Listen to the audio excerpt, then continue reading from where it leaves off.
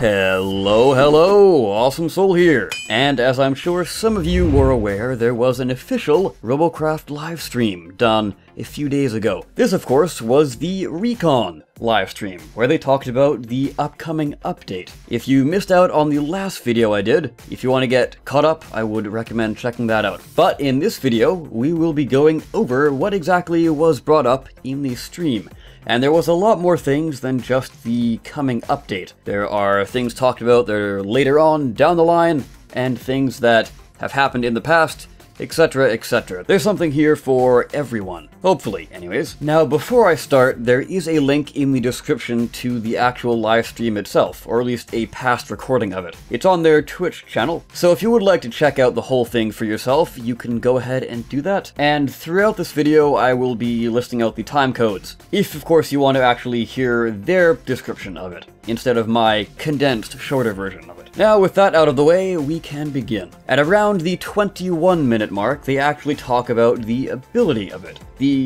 What I like to call wall hacks ability. This basically lets you and your teammates see everybody else on the map. So all the enemies will be highlighted in a sort of hologram fashion, so you can see through walls, basically. You know, something I just thought of. You know how we have the render distance currently in the game? Will these holograms ignore the render distance so you could see literally everything on the entire map? Or if you can't see the bot, like, you know, the bot is out of your render distance, will you not be able to see the hologram? I think that's going to be something that we're just going to have to wait and see for when the update drops on the 4th. But anyways, here they say how it's going to work exactly, or more so, the costs behind it. They say it has a very small power usage. They don't give specifics, but they just say it's small. So I'm gonna hazard a guess and say maybe 20% of your power on like an average bot. That's my guess. But more importantly, we now know how long this is going to stay active for. And that is for a total of 10 seconds. Yes, only 10 seconds. It seems rather short. And not only that, it has a 1-minute cooldown. Which, at least to me, for what this thing is, it sounds incredibly underpowered from first glance. At least on paper. Of course, I haven't tried this out for myself. But on paper, this thing seems very underpowered. So hopefully we'll get some buffs if that's the case. Or who knows, maybe this thing is going to be the most powerful module in the game. But I highly doubt anything is gonna ever dethrone Blink. Or at least anytime soon. A few minutes later, at the 22-minute mark, they actually confirm that radar and radar receivers are out of the game, as I speculated in the last video. But not only that, radar jammers are also gone. So all 3 of those part types are completely removed from the game. They say there will be compensation, so you don't really have to go ahead and sell all of your parts just now. Now, the reason they give in the live stream for the removal of these parts is basically because they were saying new players, and in fact,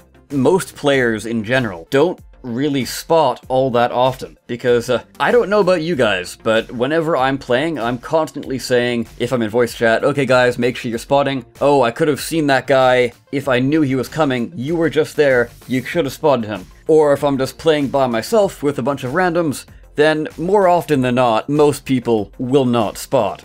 I have seen a fair amount of people say that this is basically dumbing down the gameplay a bit more. And yeah, I can agree with that, but it is also removing a pretty big frustration from the game. So if you have incompetent teammates that don't spot, well, that's no longer going to be a problem anymore, because everyone will always be spotting. And of course, the way this works is if you can actually see somebody, then they will be spotted. If they're behind a rock, then you can't spot them. But yeah, it's gonna be kinda sad to see the radar, the jammers, and the receivers bite the dust. I honestly would have preferred them to be tied into the spotting system and have it play out that way, but of course I haven't actually played the new update, so I can't really give my opinions on it, on whether I like it or not, of course. So that is a pretty big thing about this update, and something I would like to hear about from you guys. What are your opinions on all of this? Is it a positive? Is it a negative? Does it have a bit of both? Let me know down below.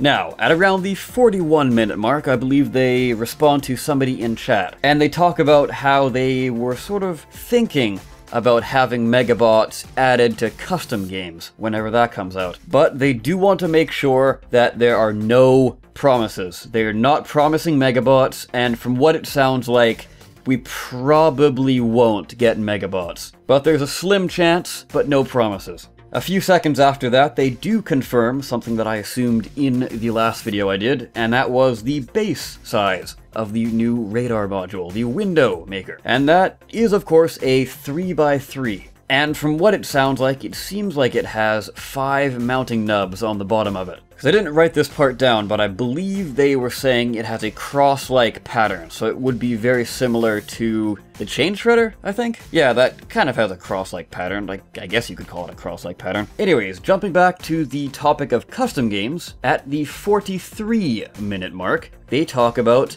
Custom Games Mark 1. Yes, there are going to be different versions of the custom games rolling out slowly over time. So Mark 1 is going to be fairly basic. They don't give too many details, but what they say here is don't expect anything crazy. So what I can assume is the case, this is not confirmed by the way, this is just an assumption I have, is what we're going to be getting is a lobby where you can select what game mode you want and invite the people you want. And that's it. That's most likely what Mark 1 is going to be.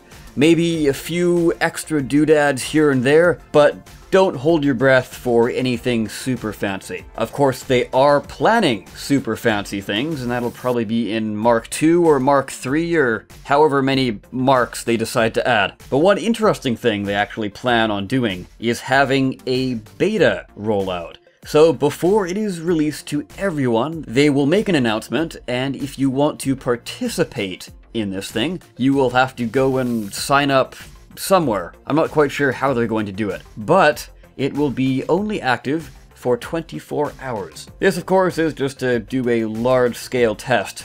So if there's any stress on the servers from this, then they will know. Or, of course, any other problems. But the best news of all is that we have a hopeful release date.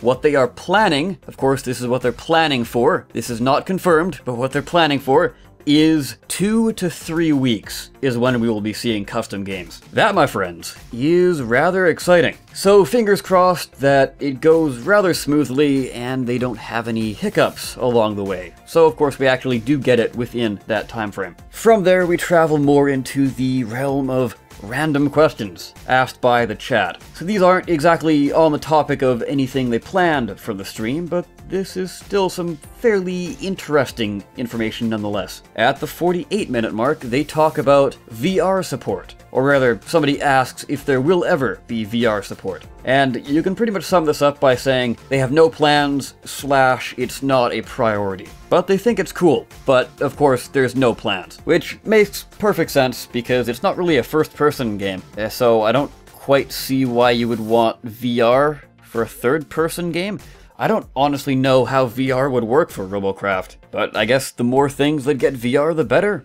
Maybe. I don't know. Next up is the concept of a quick play lobby. So what the person was asking is, will there ever be a button that you can press which will let you queue up for whichever game mode is ready to go at that moment? So just to use 2 examples here, you've got a battle arena and you've got a deathmatch. They're getting ready to be filled up with players. So you've got your battle arena that has 2 players ready to go, and you've got your deathmatch which has 9 players ready to go. So you hit quick play, and you're the 10th player that the deathmatch desperately needs. So then it will pull you into deathmatch and immediately start your game mode. So this will be great for players that just want to play as fast as possible, and they don't really care which kind of game modes they want. What would also be really cool here is if you could go into quick play, and before you enter the quick play lobby, you could hit a few checkboxes, for example. So if you wanted to go into the brawl mode, and you wanted to go into deathmatch, but you did not want to go into battle arena, you could queue up for those 2 things at the same time. But the most important thing is they like it, but the bad news is there's no ETA on it. It's not in the plans, and it's not in the works at all. So maybe one day, but for now, we'll just have to wait. At about the 57-minute mark, they talk about a 500 CPU minimum rule. So the person in chat was saying they're tired of getting trolled by little CPU bots that don't really pack too much power. But they responded with something that makes a lot of sense to me. If people want to troll, they will find a way to troll. So they could just bring a mass of cubes with no weapons and no movement parts on it. 2000 CPU, but you've got nothing to fight back with. So you can troll that way, you can also troll with just simply not capping any points, or you could troll with a single weapon. You get the idea. So having a minimum, it's a little pointless, and it takes away from development time on other things. So no,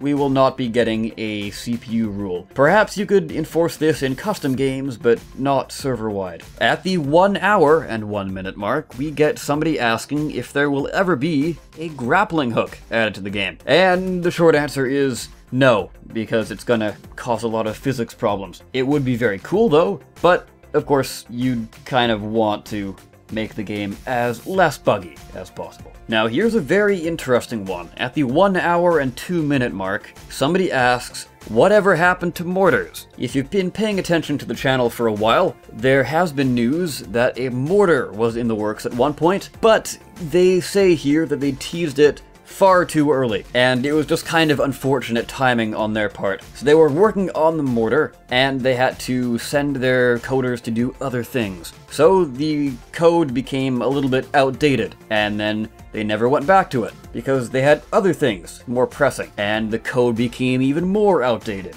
And even more outdated, and now they more or less have to start from scratch, which is very unfortunate. So we probably won't be seeing the Mortar for a little while, just because they're working on custom games right now, and that's most likely where all of the coders, or at least the majority of the coders, are working on right now. As they said, they were planning on getting this out in 2 to 3 weeks. But good news is that they plan to have the Mortar as the next weapon released. So for those looking forward to the Mortar, rejoice, because you will get it eventually. And last but certainly not least, it seems like we have a question from somebody who possibly watches my channel. They bring up the question of, will there ever be switchable rows? Something that I talked about, I think a while back, but not too far. I'm gonna guess 4 videos? I can't quite remember. But yeah, I brought up the idea of switchable rows. For those that don't remember or haven't seen that, it was basically if you've got one row and you've got your premium only row, but there is a legendary weapon in the back and there's no legendary in the front, you can swap out the back row for the front row. But of course, if there are maybe 2 epics in the front row, you would be losing those 2 epics just so you can get the legendary. And the response to this was a very, very, very hard no. Their reasoning for this was they wanted to make sure premium did not get nerfed, so to say. They don't want to make premium worse, and they don't want to make premium players feel like they're getting less of a deal. Which, yeah, that certainly makes sense to me. But of course, if you want to hear their description of it, I would definitely recommend going to check that out. And that, of course, was at the 1 hour and 16 minute mark. I don't believe I actually said the time code, so there you go. So there you have it. That is everything of interest, at least that I found, in the live stream. What do you guys think of all of this? Is it definite positive for Robocraft, or is it just sort of business as usual for Robocraft? Of course, I always love to hear your opinions, even if I don't quite get the chance to respond to everyone, but I do read them all. And with that, guys, I of course have been the Awesome Soul. I thank you so very much for watching, and I will see you next time. Take care.